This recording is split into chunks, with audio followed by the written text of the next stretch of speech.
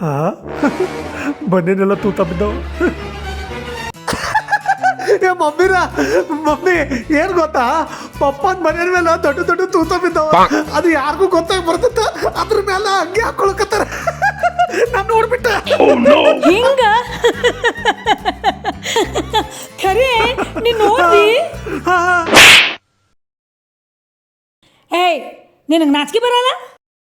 ಇದೇನು ನಗ ವಿಷಯ ಅದ? ಒಬ್ಬ ಜವಾಬ್ದಾರಿ ಅಪ್ಪ ಸಾಲ ಸೂಲ ಮಾಡಿ ಮಕ್ಕಳಿಗೆ ಸಾಲಿ ಕಲಿಸಿ ಮದುವೆ ಮಾಡಿಕೊಡ್ತಾನೆ. ತನಗೆಷ್ಟೇ ಕಷ್ಟ ಬಂದ್ರೂ ಹೆಂಡತಿ ಮಕ್ಳಿಗೆ ಗೊತ್ತಾಗಬಾರ್ದೊಂದು ನಗುವಿನ ಮುಖವಾಡ ಹಾಕ್ಕೊಂಡು ತನ್ನ ಸಂಸಾರದ ಭಾರ ಹೆಗಲ ಮೇಲೆ ಹೊತ್ಕೊಂಡು ಹೋಗ್ತಾನೆ. ಅದೇ ಥರ ತನ್ನ ಮನೇನಕ ಎಷ್ಟೇ ತೂತ ಬಿದ್ರೂ ಬರಷ್ಟು ದಿನ ಬರಲಿ, ಅದೇ ರೊಕ್ಕ ತನ್ನ ಸಂಸಾರ ಕಾತದೊಂದು ಅಂಗಿ ಹಾಕ್ಕೊಂಡು ಎಲ್ಲರ ಕಣ್ಣಿಂದ ಮುಚ್ಚಿಡ್ತಾನೆ.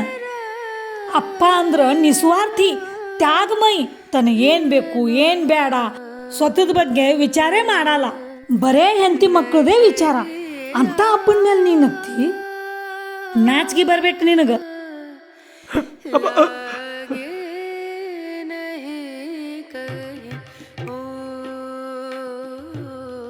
ಅಪ್ಪ ಏನಪ್ಪಿ, ಏನಾರು ಬೇಕಿತ್ತೇನು?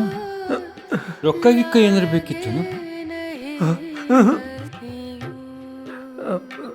ಇದು ತಗೋರಿ.